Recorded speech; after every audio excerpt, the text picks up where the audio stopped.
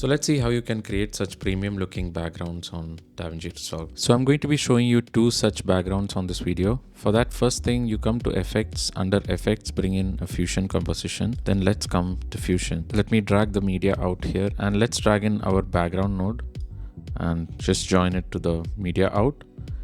And then I'm going to bring in one more background node and I'm going to join it to this background. Let's bring in an ellipse node and join it to this background. And let's move this ellipse down to something like this.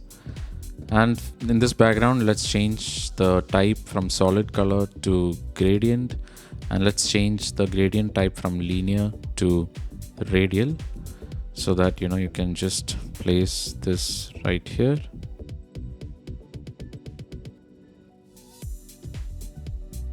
And you can move this somewhere here, like so. Let me zoom out the clip, something like this. And I'm going to increase the ellipse to something like this, Okay.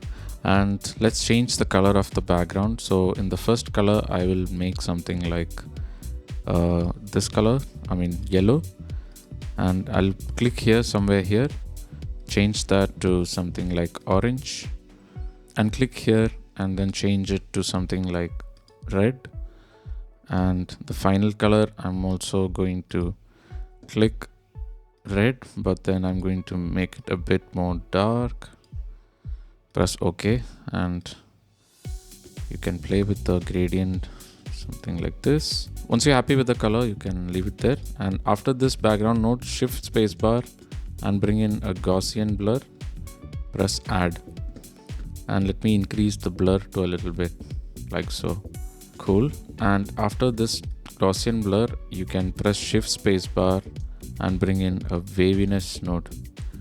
This node is really magical, you can do all sorts of motion with this. So I'm going to change the waviness type from vertical to horizontal. So you'll have something like this. You can still customize it. You can increase the scale if you want. It will look something like this. So it will play like this, but I don't want it to be like this. I will reduce the scale to a little bit, and you can increase the strength to make it look like a hill shape. And you can see it moves like so. You can reduce the speed right here. And if you want, you can play with the face, but I don't touch the face much. I've decreased the speed, so it's a slow moving dynamic background like this. Now if you think the ellipse is a bit, you can move it something like this if you want. So it will move something like this. Now if you don't want an ellipse but you want some other shape, you can just delete this and bring in a rectangular node, and I can make it something that looks like this and just move it here. So you have a similar looking background, but it moves straight instead of like an ellipse shape. So this is one of the background that you can use.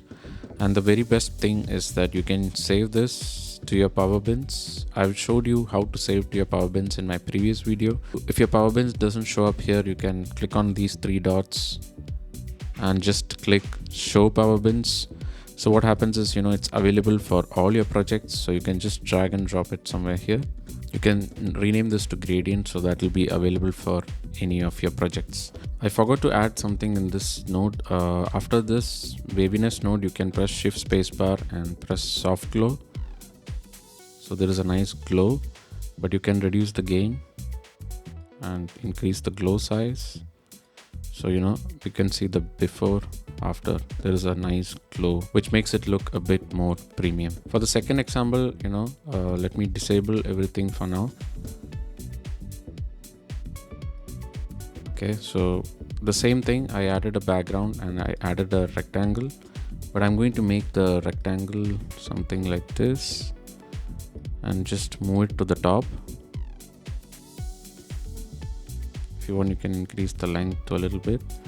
And then same thing, I added a Gaussian blur and waviness. But in this one, I don't want the strength to be that much. I'll just make it a little like this. In this background, I'm going to change from solid color to 4 corner, and I want to change this corner right here, that is the bottom left. I'll put to something like blue, maybe a bit this blue, and maybe I'll just darken it like this.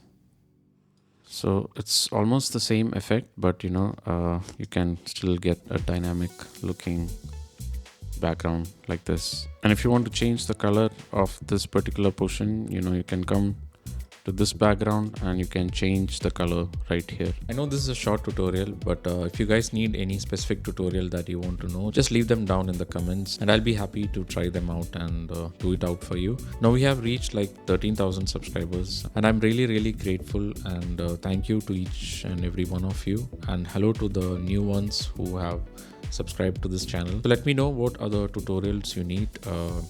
Even I'm in the learning phase, so if you want some specific needs or tutorials, you can also reach out to me on Instagram down here, and I'll be happy to help each and every one of you. So that's pretty much it for this video. For those who don't know, I'm Fenzer. I do travel, tech and filmmaking on this channel. So if you're into that sort of stuff, please consider hitting the subscribe button. Thank you all for watching, and I'll see you all in the next one.